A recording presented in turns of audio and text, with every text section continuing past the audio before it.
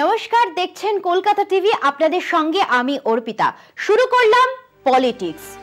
বিশ্বকবির কলমে কুম্ভ আঁকা নকলগড় রক্ষা করতে গিয়ে প্রাণ বিসর্জন দিয়েছিলেন, আর বহরমপুরে কুম্ভ হয়ে একার হাতে নিজের গড় রক্ষায় ভোটের মাঠে অধীর চৌধুরী। লোকসভার বিরোধী দলনেতার প্রচারে কংগ্রেসের স্টার ক্যাম্পেনার রাহুল গান্ধী তো দূরের কথা, পড়শি জেলা মালদহে সভা করলেও মুর্শিদাবাদে পা রাখেননি দলের সভাপতি মল্লিকার্জুন খার্গে। স্বাভাবিকভাবেই এ রাজ্যে কংগ্রেসকে টিকিয়ে রাখতে অধীরের ভরসা অধীরই। ভোটের প্রচারে দলের জনপ্রিয় নেতাদের তারকা প্রচারক হিসাবে মাঠে নামানোর কৌশল নেয় সব দল। নিজের কেন্দ্রের বাইরে ঘুরে ঘুরে দলের অন্য প্রার্থীদের ভোটে জেতানোর আহ্বান নিয়ে রোড শো কিংবা জনসভা করাই তাঁদের দস্তুর। সেদিক থেকে সবার আগে বিজেপি। চতুর্থ দফা ভোটের আগে নরেন্দ্র মোদী এ পর্যন্ত 10টি সভা করেছেন বাংলায়। কেন্দ্রীয় স্বরাষ্ট্রমন্ত্রী অমিত শাহ ঘুরে গিয়েছেন 3 বার। প্রচারের ময়দানে রয়েছেন উত্তরপ্রদেশের মুখ্যমন্ত্রী যোগী আদিত্যনাথ ও বাংলার ছেলে মিঠুন চক্রবর্তী। বিজেপির সঙ্গে পাল্লা দিয়ে গোটা রাজ্য চষে বেড়াচ্ছেন তৃণমূলের মমতা বন্দ্যোপাধ্যায় ও অভিষেক বন্দ্যোপাধ্যায়। এমনকি ত্রিপুরার প্রাক্তন মুখ্যমন্ত্রী সিপিএম এর মানিক সরকারকেও এ রাজ্যে প্রচারে এনেছেন বামেরা। ব্যতিক্রম কংগ্রেস। সিপিএম এর সঙ্গে আসন বোঝাপড়া করে বাংলায় 14টি কেন্দ্রে কংগ্রেস প্রার্থী দিলেও তাদের প্রচারে দেখা যায়নি দলের কোনো কেন্দ্রীয় নেতাকে। নিজের কেন্দ্র বহরমপুরে প্রচার সেরে দলের অন্য প্রার্থীদের সমর্থনে সভা করতে হয়েছে লোকসভার বিরোধী দলনেতা সেই অধীর চৌধুরীকেই। রাহুল গান্ধীর দ্বিতীয় আসন বাছাই নিয়ে কংগ্রেস সংশয় থাকায় পুরো দমে ভোটের মাঠে নামতে একটু দেরি হয়েছে দলের তারকা প্রচারকের। তারপরেও বঙ্গের ভোট প্রচারে রাহুল আসতে চাইলেই তিনিই বারণ করেন বলে দাবি অধীর চৌধুরীর। যদিও পড়শি জেলার সুজাপুরে মালদহ দক্ষিণের কংগ্রেস প্রার্থী ঈশা খান চৌধুরীর সমর্থনে সভা করে গিয়েছেন দলের সভাপতি মল্লিকার্জুন খার্গে, কিন্তু অচ্ছুত রয়েই গিয়েছে অধীর চৌধুরীর জেলা মুর্শিদাবাদ। সেখানে স্টার ক্যাম্পেনার অধীরই।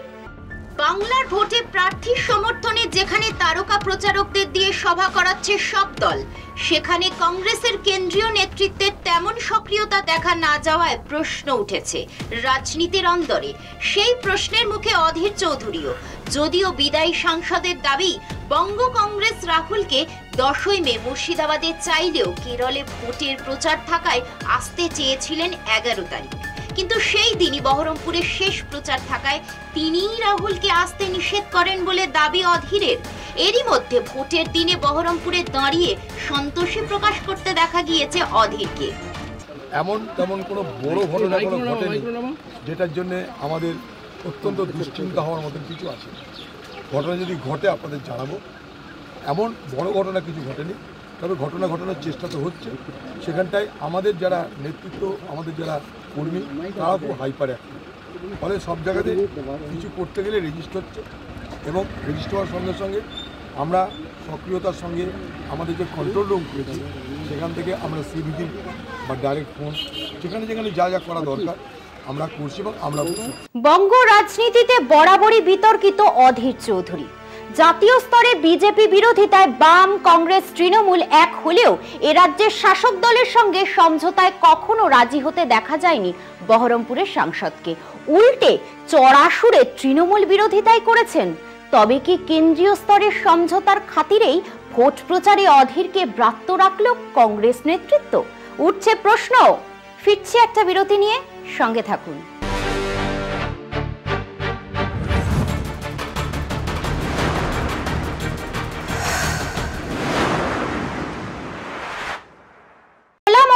নরেন্দ্র মোদীর সঙ্গে বিতর্কে রাজি রাহুল গান্ধী। বিতর্কের প্রস্তাবে আয়োজকদের লিখিতভাবে জানিয়ে দিয়েছে কংগ্রেস। মোদী শিবির নীরব। ইন্ডিয়ার প্রধানমন্ত্রীর মুখ কে? মূল বিতর্ক পাশ কাটিয়ে আত্মরক্ষায় সওয়াল মোদীর। इन लोगों ने सोचा है कि 5 साल में 5 प्रधानमंत्री। अब देखिए मुंगेरी लाल सपने कैसे देखते हैं, क्योंकि वो भानु बहन का कुनबा इकट्ठा होने वाला नहीं है जी।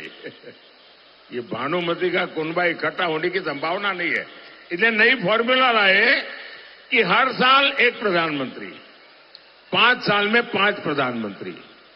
अब मुझे बताइए भाई, 5 साल में 5 प्रधानमंत्री होंगे तो इस देश का भला होगा क्या?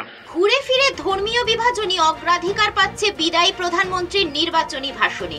তাঁর জমানায় দেশের রেকর্ড বৃদ্ধি বেকারত্ব, পেট্রোপণ্য সহ নিত্য প্রয়োজনীয় জিনিসের দাম আকাশ ছোঁয়া, তাতে লাগাম পড়াতে পারছে না কেন্দ্র। দেশের আর্থিক বৈষম্য রেকর্ড স্পর্শ করেছে। অভ্যন্তরীণ গণতন্ত্র বিপন্ন, বাছাই করে করে বিরোধী নেতা নেত্রী এমনকি মুখ্যমন্ত্রীকেও জেলে পুরে দেওয়া হচ্ছে। কেন্দ্রীয় এজেন্সির অপব্যবহার চরমে পৌঁছেছে। বিরোধী জোট ইন্ডিয়া এইসব বিষয়কে হাতিয়ার করে নির্বাচনী ময়দানে মোদি বাহিনীকে যতই কাঠগড়ায় দাঁড় করাতে চাইছে, ততই মোদি অস্ত্র করছেন হিন্দুত্ব। কখনো রাম মন্দির, কখনো ধর্মের নামে সংরক্ষণের মনগড়া আতঙ্ক ছড়িয়ে কংগ্রেস সহ বিরোধীদের আক্রমণেই ব্যস্ত। অর্থাৎ বিরোধীদের তোলা বিষয় এড়িয়ে যাচ্ছেন বিদায়ী প্রধানমন্ত্রী। এই পটভূমিতেই সুপ্রিম কোর্টের প্রাক্তন বিচারপতি বি লোকুর, দিল্লি হাইকোর্টের অবসরপ্রাপ্ত বিচারপতি এপি শাহ ও বর্ষিয়ান সাংবাদিক এন রাম যৌথভাবে প্রস্তাব দেন কংগ্রেস ও বিজেপিকে। দুই পক্ষের দুই প্রধান মুখকে প্রকাশ্যে বিতর্কে বসার প্রস্তাব দেন তাঁরা। কাংগ্রেসের তরফে রাহুল গান্ধী বিতর্কে প্রস্তুত জানালেও মোদি শিবির চুপ। मैं 100% किसी से भी डिबेट करने को तैयार हूं, प्रधानमंत्री से। हेलो, मगर मैं प्रधानमंत्री को जानता हूं, प्रधानमंत्री मुझसे डिबेट नहीं करेंगे। আনুষ্ঠানিকভাবে ওই বিতর্কের প্রস্তাবে সাড়া না দিলেও আসরে নেমে পড়েছেন আমেঠির বিজেপি প্রার্থী কেন্দ্রীয় মন্ত্রী স্মৃতি ইরানি। রাজনীতি পাশ কাটিয়ে রাহুলকে বিঁধেই মোদির রক্ষণ সামলাতে ব্যস্ত স্মৃতি। जिस व्यक्ति में इतनी हिम्मत नहीं कि वो भारतीय जनता पार्टी के एक सामान्य कार्यकर्ता से अपने सो कॉल गढ़ में चुनाव लड़ सके, वो डींगे ना ही हाके तो बेहतर। लेकिन प्रधानमंत्री मोदी के साथ समतल एक समकक्ष बात करने वाले व्यक्ति से मैं पूछना चाहती हूँ, क्या वो इंडी गठबंधन के प्रधानमंत्री के उम्मीदवार हैं? গ্যারান্টি অষ্টাদশ লোকসভা নির্বাচনের ময়দানে বিদায়ী প্রধানমন্ত্রী এটাই ক্যাচওয়ার্ড, মোদির গ্যারান্টি। হরেক কিসমের গ্যারান্টির কথা বললেও আদতে হিন্দুত্বের সিঙ্গেল ইঞ্জিনই তাঁর একমাত্র গ্যারান্টি। বাংলায় তো বটেই, দেশের সর্বত্র বিরোধী আক্রমণে মোদির ঢাল নিখাদ হিন্দুত্ব। এখন সময় একটা বিরতির, ফিরছি বিরতির পর, সঙ্গে থাকুন।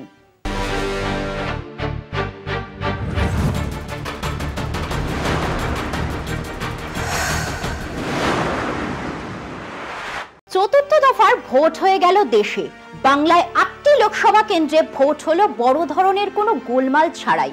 তার জন্য নির্বাচন কমিশন কৃতিত্ব দাবি করতেই পারে, কিন্তু প্রশ্ন হলো এই 4 দফার ভোটে ইস্যু কি ছিল? রাজনৈতিক বিশ্লেষকরা বলছেন প্রচারে সেইভাবে কোনো জাতীয় ইস্যু উঠে এলো না।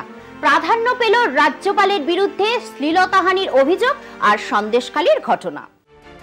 বাংলায় ভোট চলাকালীনই সামনে এলো একের পর এক সন্দেশখালীর বিতর্কিত ভিডিও।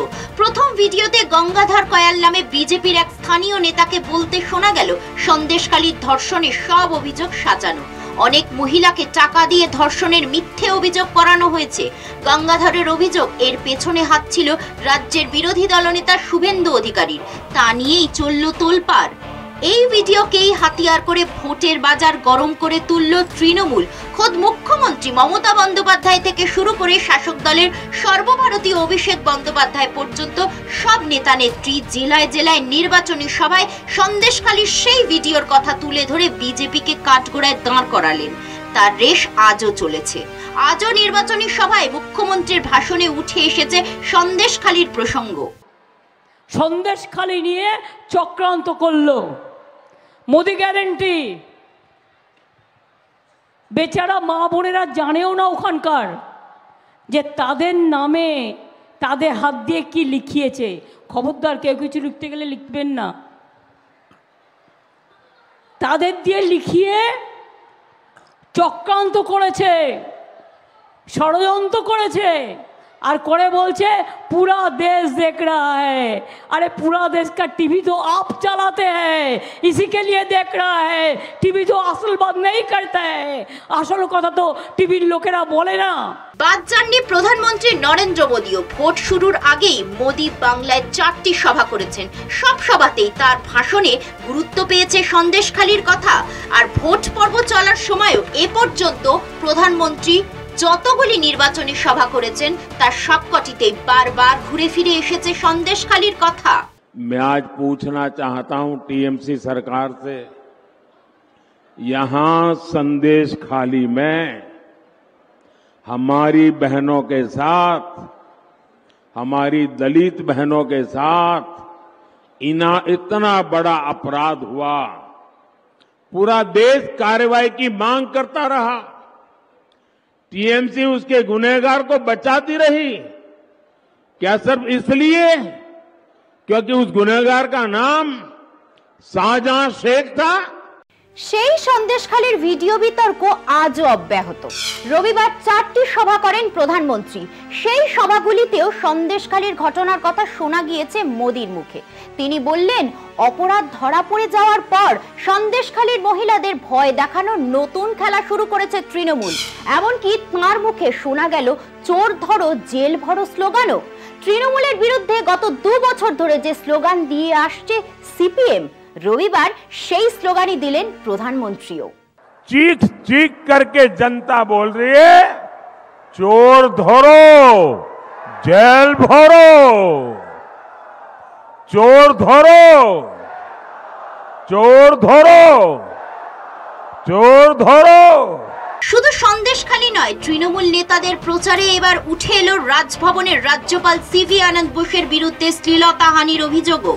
বিভিন্ন নির্বাচনী সভায় মুখ্যমন্ত্রী এবং অভিষেক রাজ্যপালের বিরুদ্ধেও তীব্র আক্রমণ শানালেন।